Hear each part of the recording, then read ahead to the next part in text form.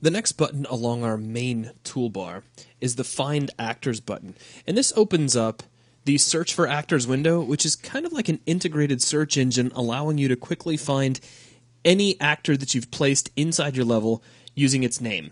Now, if we start off a search, just as an example, for light, what we're going to get is the result of searching for the word light as the starting object. So in this case, we're starting with the word light. We can also switch to containing, and we'll grab any object whose name contains light. Now, we don't have to just search for name. If we grab the drop down here, we can search the level, so what level it happens to be in, any group, its path name, its tag, and you can see all of that information broken down here inside the list of results.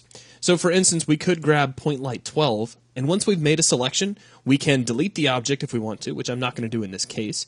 We can open up its properties if we want to make any changes to it, so I could maybe come into the light's properties and maybe change its radius or change its color, for instance.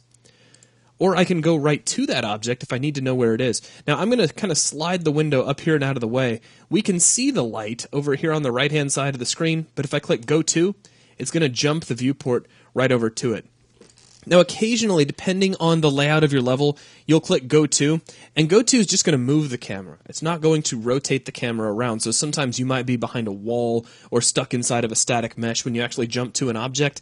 A quick workaround, if you can kind of train your brain to use it if that ever happens, let's say maybe we click Go To, and let's make sure I have the proper light selected. So let's grab 12 and click Go To again.